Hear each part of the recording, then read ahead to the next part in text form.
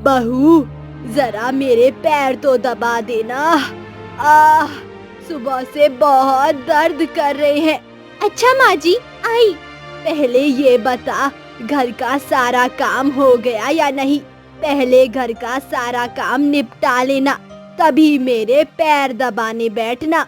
माँ जी, मैंने घर का सारा काम निपटा दिया है, आप बेफिक्र रहिए। लाइए, अब मैं आपके पैर दबा देती हूँ। अच्छा ठीक है। इसके बाद मेघा अपनी सास के पैर दबाती है। भले ही भगवान ने मुझे दौलत शोहरत नहीं दी, मगर फिर भी मैं भगवान का शुक्रिया अदा करना चाहती हूँ, क्योंकि उसने मुझे तेरे जैसी एक संस्कारी बहू जो दी है।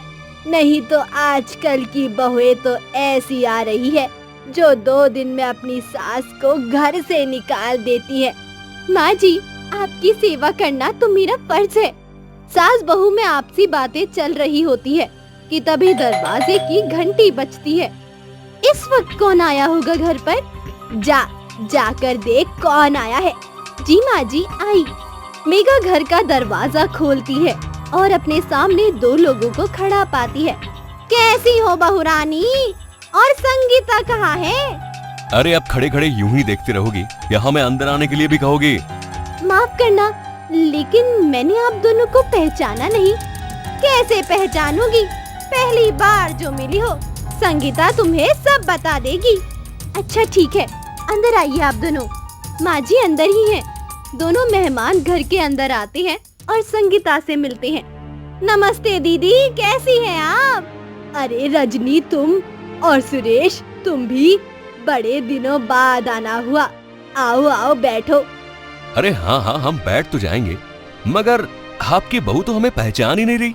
पहली बार मिली है ना, इसीलिए। बहू, ये रजनी है और ये सुरेश जी है। ये दोनों तुम्हारे चाचा चाची लगते हैं। सुरेश और पंकज के पापा बहुत अच्छे दोस्त हैं। अच्छा, मैं अभी आपके लिए पानी लेकर आती हूँ। अच्छा हुआ तुम दोनों यहाँ आ गए। तुम दोनों से मिले कितना अरसा हो गया है। हमें आपकी याद आई तो हम चले आए। सोचा कुछ दिन आपके पास रहेंगे और खूब गप्पे मारेंगे, पुरानी यादें ताजा करेंगे। हाँ हाँ, क्यों नहीं। वैसे आपका घर तो काफी छोटा लग रहा है, इसमें हमारे रहने के लिए जगह हो पाएगी या नहीं?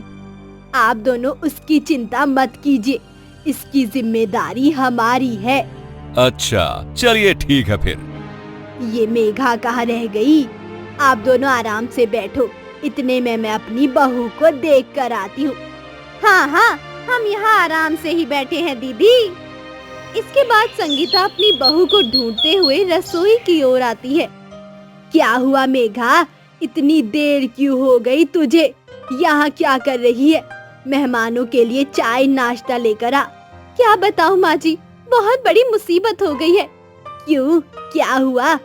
मेहमान अचानक आ गए हैं और घर में मेहमानों की चाय के लिए दूध भी नहीं है और ना ही चाय के साथ कुछ नाश्ता है। ये तो वाकई में बहुत शर्मिंदा होने वाली बात है बहू। इतने दिनों बाद मेहमान घर आए हैं और उनके लिए हमारे घर में चाय नाश्ता भी नहीं है। अब क्या करें? अरे हाँ, घर में नींबू रखा है, आप कहे तो मैं मेहमानों के लिए नींबू की शिकंजी बना देती हूँ। हाँ, ये ठीक ही रहेगा, मगर फिर इसके साथ खाने में क्या दोगी बहू? अरे हाँ, पिछले महीने मैंने आलू के पापड़ बनाए थे ना, घर पर ही। ऐसा करती हूँ, उन्हें तल देती हूँ। अच्छा ठीक है, अब कुछ नहीं है तो यही ले आ और थोड़ी जल्दी कर, बाहर मेहमान इंतजार कर रहे हैं। ला जल्दी। ठीक है माँ जी, आप चलिए, मैं आती हूँ। थोड़ी देर बाद मेघा मेहमानों के लिए नाश्ता लेकर आती है। लगता है संगीता दीदी के घर में चाय के लिए दूध भी नहीं है, इसीलिए नींबू शिकंजी से मेहमानों का स्वागत करना पड़ रहा है। अरे मुझे तो लगता है कि मेघा बहू को हमारा यहाँ आना ही पसंद नहीं आया, इसीलिए नाश्ते में सिर्फ ये पापड़ ही ले आई। नहीं नहीं, ये आप दोनों कैसी बातें कर रहे हैं? ऐसा कुछ नहीं है। मेघा बहू तो आपको देखकर बहुत ही ज्यादा खुश है। जब मेहमान नाश्ता कर लेते हैं तब सास बहू आपस में खुसर फुसर करती हैं। माँ जी, मेहमान तो अपने साथ इतना सारा सामान लेकर आए हैं। लगता है इनका इरादा यहाँ 6-7 दिन रुकने का है। लगता तो मुझे भी ऐसा ही है बहू। लेकिन माँ जी, आप तो जानती है महीने का आखिरी समय चल रहा है। इनकी सारी तनख्वाह तो पहले ही खर्च हो चुकी है और अगले महीने की तनख्वाह मिलने में अभी वक्त है। तब तक हम इन मेहमानों की खातिरदारी कैसे करेंगे माँ जी? वो तो मैं जानती हूँ बहू, लेकिन मेहमानों की खातिरदारी तो करनी ही पड़ेगी, नहीं तो हमारी नाक कट जाएगी। ये बात मैं समझती हूँ माँ जी। अब रसोई में जो कुछ है रात के खाने के लिए बना ले। खाने के बाद सोने का भी इंतजाम करना है। जी माँ जी। रात को खाने पर लगता है आपकी बहू को खाना बनाना नहीं आता दीदी, तभी तो सब्जी में सब्जी कम और पानी ज्यादा नजर आ रहा है। मुझे तो लगा था आप हमें देखकर खुश हो जाएंगी, लेकिन जिस हिसाब से आपकी बहू ने आज खाना बनाया है, मुझे नहीं लगता कि आप हमें देखकर खुश हुई हैं संगीता जी। अरे भाई, अगर कभी घर में मेहमान आते हैं तो उनके लिए कई सारे पकवान परोसे जाते हैं, और यहाँ तो हमें सब्जी रोटी खाने को मिल रही है। बताइए, ये कोई बात हुई?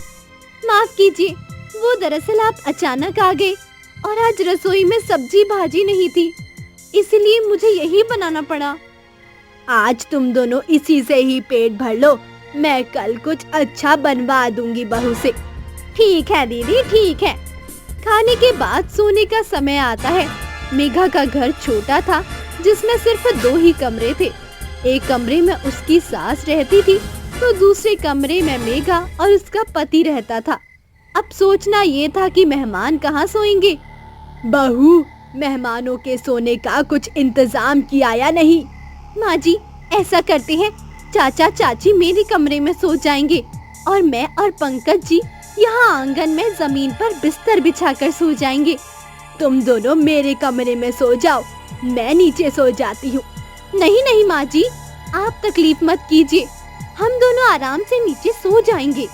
अच्छा चल ठीक है। इस तरह मेहमान मेघा के कमरे में सोते हैं और मेघा और उसका पति बाहर आंगन में सो जाता है। अगले दिन, ओफो, घर में कितनी धूल हो रही है दीदी। आपकी बहू घर की सफाई वफाई नहीं करती क्या? हाँ दीदी, देखिए तो हर जगह धूल ही धूल नजर आ रही है मुझे तो। साफ सफाई तो करती है, पिछले हफ्ते उसकी तबीयत ठीक नहीं थी, इसीलिए उसने घर की सफाई नहीं की। और तुम भी तो यहाँ अचानक ही आ गई। मेहमान तो अचानक ही आते हैं दीदी, लेकिन साफ सफाई तो हमें रखनी ही चाहिए ना। मैं ये बात मानती हूँ, मैं कल ही मेघा से कहकर घर की सफाई करवा दूंगी। कल ही क्यों, आज ही करा दीजिए। वैसे भी आपकी बहू सारा दिन करती ही क्या है दीदी, अच्छा खाना बनाना उसे आता नहीं, ना ही मेहमानों की खातिरदारी करनी उसे आती है। कम से कम घर की सफाई तो कर ही देगी ना। या वो भी नहीं आता? नहीं नहीं, ऐसी बात नहीं है। चलो मैं बहू से कहकर ये सब अभी साफ करवा देती हूँ। संगीता अपनी बहू से साफ सफाई करवाती है। कई दिनों तक मेहमान संगीता के घर पर ही रहते हैं, मगर आर्थिक तंगी के कारण मेघा बहुत ही मुश्किलों से मेहमानों की खातिरदारी कर पा रही थी। एक दिन मेघा रसोई में सबके लिए खाना बना रही थी। ये क्या, आटा तो खत्म हो गया, ये तो थोड़ा सा ही बचा है। इतने में मैं सबका खाना नहीं बन पाएगा, क्या करूं? ऐसा करती हूँ, बाकी लोगों के लिए खाना बना देती हूँ। मैं एक टाइम नहीं खाऊंगी तो चलेगा, लेकिन मेहमान भूखे नहीं रहने चाहिए ना। इसके बाद मेघा सबके लिए खाना बनाती है और सब लोग खाना खाने बैठते हैं, और फिर वही मेहमानों के ताने मेघा के लिए शुरू हो जाते हैं। आज भी बहू ने वही रूखी सूखी रोटी हमारे सामने रख दी है। मुझे तो लगता है हमें यहाँ आना ही नहीं चाहिए था। बहू, तुम खाना नहीं खा रही? नहीं नहीं, आप खाइए, मेरा मन नहीं है आज खाने का। सुना है आपने सुरेश, ये खाना खाने का खुद का मन नहीं है, मगर मेहमानों को वही खाना खिलाया जा रहा है। पता नहीं संगीता दीदी आप कैसे अपनी बहू को सह रही है। मैं होती तो अब तक ऐसी बहू को घर से ही निकाल दिया होता। रजनी की ये बात सुनकर संगीता के सब्र का बांध टूट जाता है और वह अपने आप को रोक नहीं पाती। बस बस बस, बहुत हो गया। तुम्हें कोई हक नहीं मेरी बहू के बारे में अनाप शनाप बोलने का। तुम जानती भी हो मेरी बहू कितनी संस्कारी है, कितनी संस्कारी। तुम जब से आई हो मेरी बहू को ताने दिए ही जा रही हो, दिए ही जा रही हो। आप तो गुस्सा हो गई दीदी, ऐसा क्या गलत कह दिया मैंने? मैं तुम्हारी सारी बातें सुनती आई हूँ और हम पर उंगली उठाने से पहले अपने गिरेबान में झांक लो रजनी। एक तो खुद ही अचानक बिना बताए घर चले आए, ऊपर से हर चीज में कमियां निकाल रहे हैं। अपनी हैसियत के अनुसार हमने तुम्हारी खातिरदारी करने की पूरी कोशिश की है, लेकिन अगर आपको कुछ नजर नहीं आ रहा तो तुम दोनों अपने घर वापस जा सकते हो। ये क्या कह रही हो दीदी आप? सही ही कह रही हूँ। जो मेरी बहू की इज्जत नहीं करेगा वो इस घर में नहीं रह सकता। ए जी चलिए जी, अब हमें यहाँ और नहीं रुकना है। तो इस तरह अचानक आए मेहमान संगीता की फटकार सुनकर वहाँ से 9-2-11 हो जाते हैं। सुनैना के मम्मी पापा उसकी शादी के लिए लड़के ढूंढ रहे थे, मगर सुनैना को तो कोई लड़का पसंद ही नहीं आ रहा था। वो हर रिश्ते में कोई न कोई कमी निकाल ही देती थी। परेशान होकर घर वालों ने पूछ ही लिया कि उसका कहीं कोई अफेयर तो नहीं चल रहा है। सुनैना, सच सच बता, तू किसी लड़के को पसंद तो नहीं करती? हम यहाँ तेरी शादी के लिए लड़का ढूंढ रहे हैं और तू है कि बिना किसी कारण बस मना ही किए जा रही है। मना नहीं करूं तो क्या करूं? आप लोग मेरे लिए ऐसे रिश्ते ढूंढ रहे हैं जिनमें मुझे सास ससुर के साथ रहना होगा। मुझे सास ससुर के साथ नहीं रहना। मैं किसी ऐसे लड़के से शादी करूंगी जो अपने माँ बाप के साथ नहीं रहता हो। सुनैना की बात सुनकर उसके मम्मी पापा ऐसे लड़के को ढूंढने लगे जो जॉब करने के लिए बाहर रहता हो। कुछ दिनों के बाद उसकी शादी तय हुई तो लड़के के बारे में सुनकर वो बहुत खुश हो गई। Mom, I am so happy. आप लोगों ने मेरे लिए जैसा मुझे चाहिए था वैसा ही परिवार ढूंढा। सास ससुर गांव में रहेंगे और मैं अपने पति के साथ शहर में। मैं जैसे सास ननद के बीच उम्र भर खटी हूँ। मैं नहीं चाहती थी कि मेरी बेटी भी ऐसे ही परेशान हो, इसलिए मैंने तेरे पापा से पहले ही कह दिया था कि मेरी बेटी के लिए इकलौता लड़का ढूंढना जो माँ बाप से दूर रहकर नौकरी करता हो। उन्होंने मेरी बात मानी और तुम अब हमेशा खुश रहना। कोई सास बहू की पंचायत नहीं रहेगी। सुनैना खुशी खुशी अपने ससुराल आ गई। कुछ दिन उसकी सास के साथ रहने के बाद वो अपने पति रवि के साथ शहर आ गई। आज कितने दिनों के बाद मैं सुकून की सांस लूंगी, वरना वहाँ तो हर वक्त मम्मी जी की टोका टाकी चालू रहती थी। ये ऐसे मत करो, ये वैसे मत करो, दाल के तड़के में राई मत डालो, घी कम यूज करो। फेडअप हो गई थी मैं तो। अरे तो इसमें फेडअप होने वाली कौन सी बात है? वो तो तुम्हें अच्छी चीजें सिखाना चाहती थी। उन्हें काम करने का कितने साल का तजुर्बा है। प्लीज अब तुम शुरू मत होना। मैं वैसे भी बहुत दिनों से परेशान थी। बहुत दिन हो गए। हम लोग डिनर पर कहीं चले? नहीं यार, शादी के पहले मैं बाहर का ही खाना खाता था, मगर अब घर का खाना खाने का मन है। मैं बाहर खाने नहीं जाऊंगा। तुम घर पर ही दाल चावल आलू की भुजिया बना लो ना। और हाँ, दाल कम तेल और कम मिर्च में बनाना। अपने पति की बात सुनकर सुनैना उदास हो गई। कहाँ वो बाजार का चटपटा खाना खाने का मूड बना रही थी और कहाँ अब उसको घर का सादा कम मसाले का खाना खाना पड़ेगा। बेमन से वो खाना बनाने लगी। खाना बनाकर वो किचन से बाहर जाने लगी तो रवि किचन में आ गया। अरे सुनैना, ये क्या है? किचन पूरा फैला हुआ है। ये डब्बे उल्टे सीधे क्यों रखे हुए हैं? और ये घी का डब्बा देखो, घी फैल रहा है। अरे देखो, मुझे ये सब पसंद नहीं है। घर, किचन, कमरा सब कुछ मुझे व्यवस्थित चाहिए, समझी तुम? आइंदा से ध्यान रखना। मसाले के डब्बे आगे, दाल के डब्बे पीछे और आटे के कंस्टर को आटा लेने के बाद ढंग से बंद करना। अब ये सब बातें सुन उसे गुस्सा आ गया। जहाँ वो सास से पीछा छुड़ाकर शहर आई थी कि यहाँ पर अपने पति के साथ अपनी मर्जी से शांति से रहेगी, कोई रोक टोक नहीं होगी, मगर यहाँ तो मामला ही उल्टा है। पति के रूप में न केवल टोकने वाली सास मिली बल्कि ताने देने के लिए ननद भी मिल गई। अब तो हर दिन ऐसे ही होता। सुनैना उसकी उम्मीदों पर खरी नहीं उतर पा रही थी। वो रोते हुए अपनी मम्मी को फोन लगाकर बोली, मम्मी, आप लोगों ने मेरी जिंदगी खराब कर दी। कैसा पति ढूंढा है जो पति कम और सास ज्यादा है। इससे अच्छा तो मैं सास के साथ ही रहती। कम से कम उनसे सही गलत की बहस तो कर सकती थी, मगर पति के साथ तो वो भी मुश्किल है। उन्हें लगता है कि सिर्फ वो ही सही है, बाकी सब गलत। मेरे हर काम में गलतियां ढूंढ रहे हैं। मैं घर को, अपने कमरे को अपने हिसाब से भी नहीं रख सकती हूँ। अब आप ही बताओ मैं क्या करूँ। उसकी माँ अपनी बेटी की बात सुनकर परेशान हो गई, मगर वो कर भी क्या सकती थी, क्योंकि खुद ही ऐसा पति ढूंढने के लिए कहा था जो अकेला रहता हो। बेटा, सास ननद से परेशानी होती तो मैं तुझे अलग होने को कह देती, मगर अब इसमें मैं क्या कर सकती हूँ। जैसा वो चाहते हैं वैसा रहना सीखो। बल्कि इसमें तो तुम्हें ही अच्छा है। हमारा घर व्यवस्थित रहेगा, चीजें फैली हुई नहीं रहेंगी। घर में कोई मेहमान आएगा तो तुम्हारी ही तारीफ करेगा। मम्मी, आपकी बात सही है, मगर हर वक्त एक डिसिप्लिन में रहना, ऐसा लग रहा है मानो घर में नहीं बल्कि हॉस्टल में रह रही हूँ, जहाँ पर एक सख्त वार्डन है जिसे कुछ भी गलत काम पसंद नहीं है। उसकी बातें सुनकर माँ ने उसे समझा बुझाकर फोन रख दिया। अब सुनैना को समझ नहीं आ रहा था कि वो किससे अपने मन की बात करे, क्योंकि उसे ये समझ में आ गया था कि उसकी मम्मी इस मामले में कोई हेल्प नहीं कर सकती थी। उसने उसके पति से ही बात करने के बारे में सोचा। आज रात को रवि से बात करके देखूंगी। इस तरह मैं घुट घुट कर नहीं रह सकती। लेकिन अगर रवि को बुरा लग गया तो फिर नहीं। ऐसा करती हूँ, रवि से बात करने की बजाय उनकी मम्मी से बात करती हूँ। अरे बात नहीं करती हूँ, कुछ दिन के लिए उनको यहाँ पर बुला लेती हूँ। वो खुद अपनी आंखों से देख लेंगी कि रवि मुझे किस तरह से परेशान करते हैं। सोचते हुए सुनैना ने अपनी सास को अपने पास रहने के लिए बुला लिया। 1-2 दिन तो अच्छे से निकले। रवि ने कोई टोका टाकी नहीं की, ना ही उसकी सास ने उसे कुछ बोला। सुनैना कुछ दिन अपनी सास के साथ रही थी, इसलिए उसे पता था उन्हें खाने में क्या पसंद है और क्या नहीं। वो उनके हिसाब से खाना बनाती थी, उनके कपड़े, दवाई वगैरह का ध्यान रख रही थी, इसलिए कोई भी परेशानी नहीं हुई।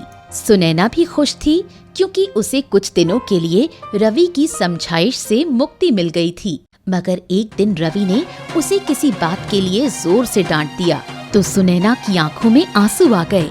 आखिर तुमने अपना रंग दिखा ही दिया। मैं वही सोच रही थी कि अपनी माँ को देखकर तुम बदल गए हो, मगर नहीं, तुम कभी नहीं बदल सकते। मम्मी जी, देखा आपने, ये मुझसे किस तरह बात करते हैं। आज ही नहीं बल्कि ये हर वक्त मुझे हर चीज के लिए टोकते रहते हैं।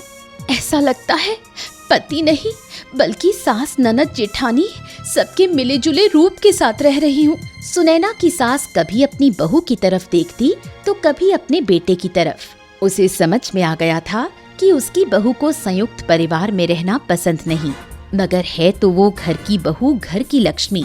उन्हें उसका इस तरह से रोना उन्हें अच्छा नहीं लगा। मैं तो सोच रही थी कि तुम दोनों अकेले हंसी खुशी रह रहे होंगे, तुम्हें कोई परेशानी नहीं होगी, मगर तुम इस तरह अपनी गृहस्थी क्यों खराब कर रहे हो। किसी भी लड़की को नए माहौल में ढलने में टाइम लगता है। उसे जब तक घर के तौर तरीके, रीति रिवाज समझ में नहीं आएंगे, तब तक वो उस घर को अपना कैसे बना सकती है।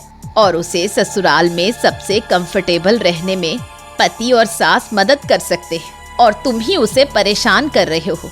तुमसे ये उम्मीद नहीं थी रवि। उम्मीद तो मुझे भी अपनी पत्नी से ऐसे नहीं थी माँ, कि वो मेरे परिवार के साथ रहना पसंद नहीं करेगी। आप लोगों के साथ रहने के बाद जब ये मेरे साथ शहर वापस आई तो इसे मैं किसी से फोन पर बात करते हुए सुना। अच्छा हुआ सास ससुर से पीछा छूटा, अब पति के साथ अपनी मनमर्जी से रहूंगी। मुझे तो लगा था कि शादी 2 इंसानों का नहीं बल्कि 2 परिवारों का मिलन होता है, मगर इसकी माँ ने इसे ये नहीं समझाया कि ये खुश थी कि केवल पति के साथ रहेगी। लेकिन मैं भी सोच लिया था कि इसे मैं परिवार का महत्व समझा कर रहूंगा, इसीलिए मैंने सब नाटक किया। अपने पति की सारी बात सुनकर सुनैना शर्मिंदा हो गई। उसकी सास उसके पास आगे आई और बोली, बेटा, हर सास ननद बुरी नहीं होती। अगर वो कुछ कहती भी है तो उसका उद्देश्य सिर्फ ये होता है कि आपको घर के तौर तरीके समझाए जा सके। और यदि तुम्हें लगता है कि तुम्हें सिर्फ अपने पति के साथ रहना है तो मैं आज ही यहाँ से चली जाऊंगी। कहते हुए वो जाने लगी तो सुनैना ने उन्हें रोक लिया। आप सॉरी मम्मी जी, मुझे पता चल गया कि मेरी सोच गलत थी। जैसे हम चाहते हैं कि हमारी आने वाली भाभी हमारे मम्मी पापा का ख्याल रखे, तो हम भी तो किसी की बहू बनेंगे, तो हमें भी उनका ख्याल रखना चाहिए। अब से आप लोग गांव में नहीं रहेंगे, आप यहीं पर हमारे साथ रहेंगे।